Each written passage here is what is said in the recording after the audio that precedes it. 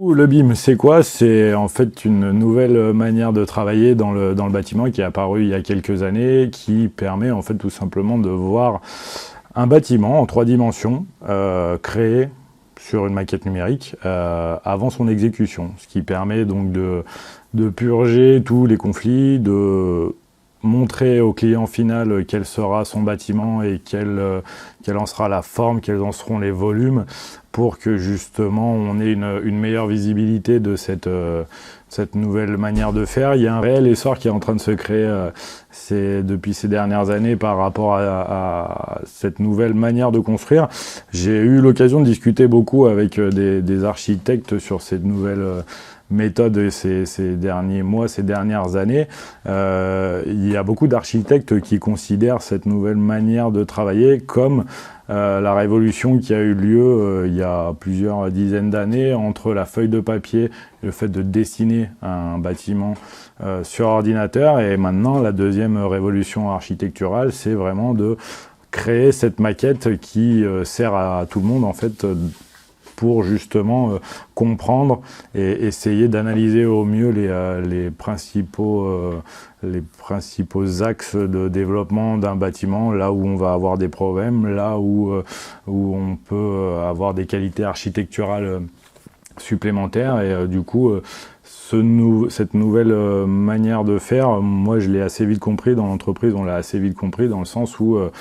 du coup c'est vraiment une nouvelle évolution, une nouvelle manière de travailler qui permet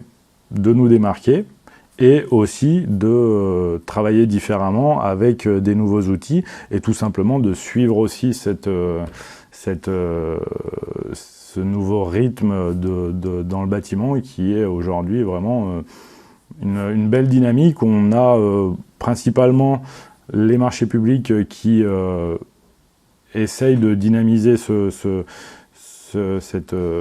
nouvelle manière de travailler. On a vraiment des attentes de la part des clients, de l'État, tout ce qui est marché public,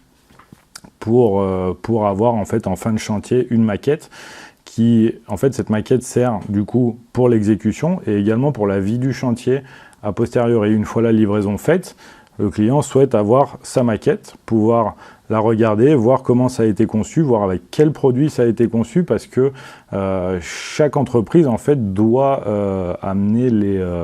les informations nécessaires au chantier et nécessaires à ses propres ouvrages sur cette maquette-là. À la fin du chantier, on est actuellement là sur l'année 2019 en train de livrer nos premiers chantiers avec des maquettes en termes de DOE, donc dossier des ouvrages exécutés. On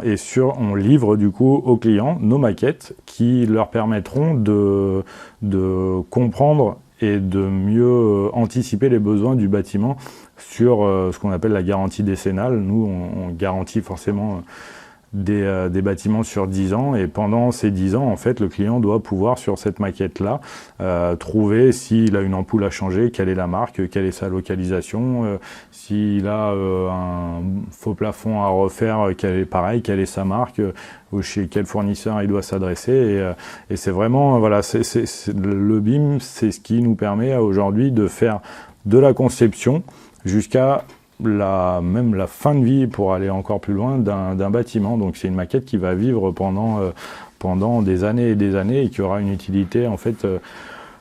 pour beaucoup de personnes, que ce soit pour les architectes, pour les entreprises et pour les utilisateurs finaux. Et donc du coup, voilà, dans l'entreprise, on a vraiment senti cet élan qu'il y avait par rapport à ça, qui a été beaucoup amené par les pays nordiques. En Angleterre, il y a un gros développement aussi de la maquette numérique. Et voilà, ça a vraiment été une volonté d'aller de l'avant par rapport à ça, de travailler avec un bureau d'études interne pour répondre aux attentes nouvelles du bâtiment, qui est en train du coup de se développer également sur la partie numérique. Donc aujourd'hui, on dispose, comme vous l'avez vu dans la vidéo d'avant, d'un bureau d'études de 3 personnes, et sur ces 3 personnes, 2 sont dédiées à plein temps à créer des maquettes numériques. On récupère les maquettes